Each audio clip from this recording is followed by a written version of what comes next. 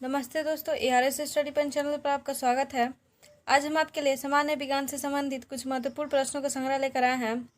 प्रत्येक क्वेश्चन का जवाब देने के लिए आपको 5 सेकंड का समय मिलेगा। अगर आपको ज़्यादा समय चाहिए तो वीडियो को पॉज कर सकते हैं।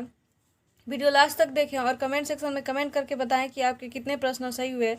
चलिए प्रश्न स्टार्ट करते हैं।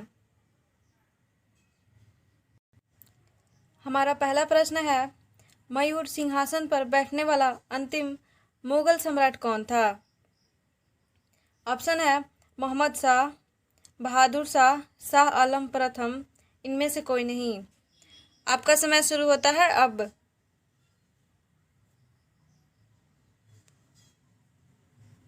आपका समय खत्म हुआ। इसका आंसर होगा मोहम्मद शाह, अर्थात ऑप्शन नंबर ए। मयूर सिंहासन पर बैठने वाला अंतिम मुगल सम्राट मोहम्मद शाह था। साथ ही ध्यान रखिएगा, शाहजहां द्वारा बनवाए गए प्रसिद्ध मयूर सिंहासन पर बैठने वाला अंतिम मुगल शासक मोहम्मद शाह था। इसके काल में ही नादिर शाह ने 1739 ईस्वी में भारत पर आक्रमण किया और करनाल युद्ध में मुगल सेना को पराजित किया था। अब आते हैं नेक्स्ट क्वेश्चन पे। हमारा नेक्स्ट क्वेश्चन है, महमूद गजनवी का दरबारी इतिहासकार कौन था? ऑप्शन है हसन निजामी, उत्वी, फिरदौसी, इनमें से कोई नहीं। आपका समय शुरू होता है अब।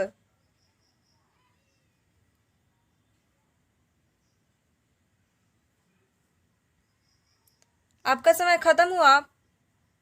इसका आंसर होगा उत्वी, अर्थात option number B. Mohammad Ghaznavi का दरबारी इतिहासकार उत्वी था। साथ ही ध्यान रखिएगा, मोहम्मद गजनवी शिक्षित एवं सुसभ्य था। उसका दरबारी इतिहासकार उत्वी था। उसने किताब उल यामिनी तथा तारीख ए यामिनी नामक ग्रंथों की रचना की। इसके अतिरिक्त उसके दरबार में दर्शन, ज्योतिष और संस्कृत के उच्च कोटि का विद्वान अल-बुरनी, तारीख ए सुबुक्तगीन का लेखक बैहाकी, जिसे इतिहासकार लेनपुल ने पूर्वी पेप्स में उपाधि दी थी, शाहनामा के रचयिता फिरदौसी प्रमुख व्यक्ति थे। अब आता है नेक्स्ट क्वेश्चन पे। हमारा नेक्स्ट क्वेश्चन है, किस मुगल बादशाह के विरुद्ध जौनपुर से फतवा जारी हुआ था? ऑप्शन है अकबर, हुमायूं, औरंगजेब, शाहजहां। आपका समय शुरू होता है अब।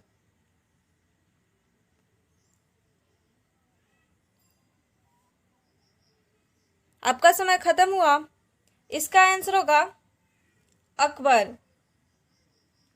अकबर मुगल बादशाह के विरुद्ध जौनपुर से फतवा जारी हुआ था। साथ ही ध्यान रखिएगा, 1580 ईस्वी में जौनपुर के एक धर्मगुरु मुस्लिमों को अकबर के विरुद्ध विद्रोह करने के लिए फतवा जारी किया था। अब आते हैं नेक्स्ट क्वेश्चन पे। हमारा नेक्स्ट क्वेश्चन है, 1565 में कौन सा प्रसिद्ध युद्ध हुआ? ऑप्शन है खनवा या खनवा युद्ध, पानीपत का दूसरा युद्ध, तालीकोटा का युद्ध, पानीपत का प्रथम युद्ध। आपका समय शुरू होता है अब।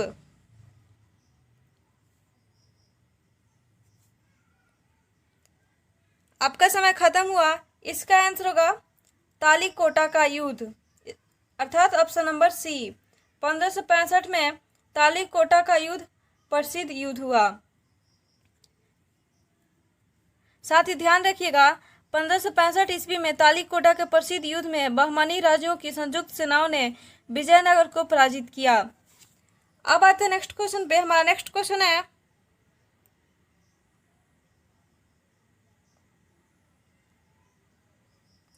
निम्नलिखित में से किस मुगल सम्राट ने अंग्रेजों को बंगाल में शुल्क मुक्त व्यापार की सुविधा प्रदान की थी? ऑप्शन है अकबर, बहादुर शाह, जहांगीर, इनमें से कोई नहीं। आपका समय शुरू होता है अब। आपका समय खत्म हुआ। इसका आंसर होगा डी, इनमें से कोई नहीं।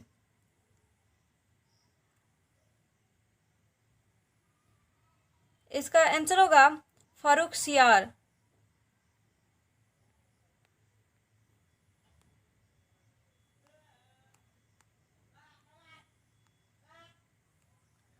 ध्यान रखिएगा, फर्रुखसियार मुगल सम्राट ने अंग्रेजों को बंगाल में शुल्क मुक्त व्यापार की सुविधा प्रदान की थी।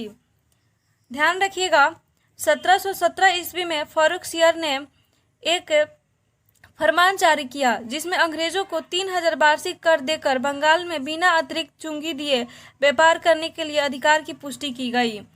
अब आते हैं नेक्स्ट क्वेश्चन पे। हमारा नेक्स्ट क्वेश्चन है, सल्तनत काल में भू राजस्व का सर्वोच्च ग्रामीण अधिकारी था। ऑप्शन है चौधरी, मलिक, रावत, पटवारी। आपका समय शुरू होता है अब।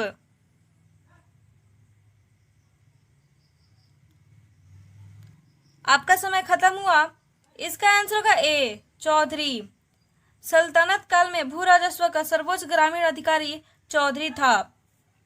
साथ ही ध्यान रखिएगा, सल्तनत काल में शासन की सबसे छोटी इकाई ग्राम थी, जो स्वशासन तथा पैतृक अधिकारियों की व्यवस्था के अंतर्गत थी। ग्राम स्तर पर चौधरी भू राजस्व का सर्वोच्च अधिकारी था। अब आते हैं नेक्स्ट क्वेश्चन पे। हमारा नेक्स्ट क्वेश्चन है, निम्न मुसलमान विद्वानों में से हिंदी साहित्य के लिए किसका सबसे महत्वपूर्ण योगदान है? ऑप्शन है फौजी, अब्दुल फजल, अब्दुल रहीम खान खाना, इनमें से कोई नहीं। आपका समय शुरू होता है अब।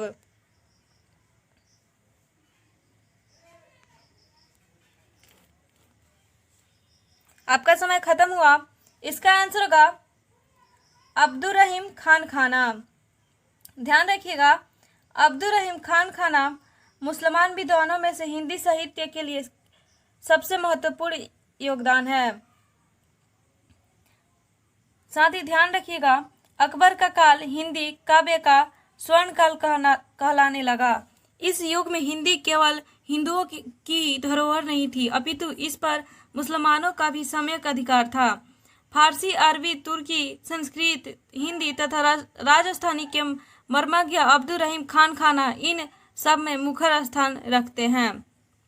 अब आते हैं नेक्स्ट क्वेश्चन पे। हमारा नेक्स्ट क्वेश्चन है, सुलह ए कुल का सिद्धांत किसके द्वारा प्रतिपादित किया गया था? ऑप्शन है निजामुद्दीन औलिया, अकबर, जैनुल आबिदीन, इनमें से कोई नहीं। आपका समय शुरू होता है अब।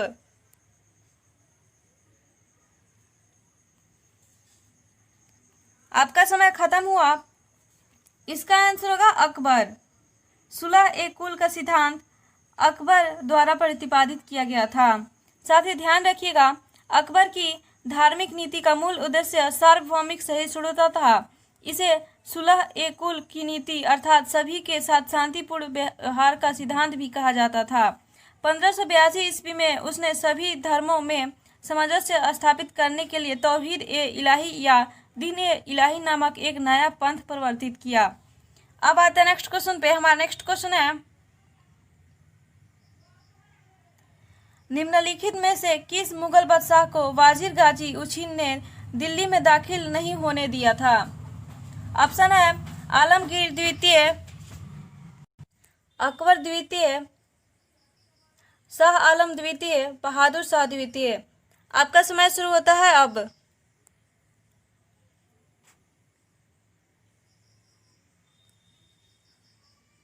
आपका समय खत्म हुआ। इसका आंसर होगा शाह आलम द्वितीय। शाह आलम द्वितीय मुगल बादशाह को वाजिर गाजी उछिन ने दिल्ली में दाखिल नहीं होने दिया था।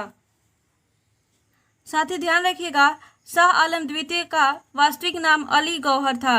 1772 ईस्वी में मराठों की सहायता से वह दिल्ली पहुंच सका। शाह आलम द्वितीय के समय में ही दिल्ली पर अंग्रेजों का अधिकार हो गया। अब आते हैं नेक्स्ट क्वेश्चन पे। आज का हमारा लास्ट क्वेश्चन है, निम्नलिखित में से कौन सा आयोग के विद्रोह के दमन के बाद भारतीय फौज के नव संगठन से संबंधित है? ऑप्शन है पब्लिक सर्विस आयोग, पील आयोग, हंटर आयोग, साइमन कमीशन। आपका समय शुरू होता है अब।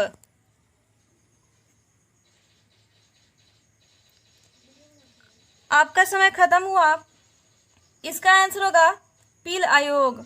साथ ही ध्यान रखिएगा, 1857 के विद्रोह के दमन के बाद ब्रिटिश सरकार ने भारतीय फौज के नवगठन के लिए पील आयोग का गठन किया, जिसने सेना के रेजिमेंटों की जाति, समुदाय और धर्म के आधार पर विभाजित किया। थैंक यू दोस्तों। अगर वीडियो अच्छी लगी हो तो लाइक, शेयर और सब्सक्राइब करें, साथ ही बेल आइकन को क्लिक करें और कमेंट सेक्शन में कमेंट करके बताएं कि आपके कितने प्रश्न सही हुए।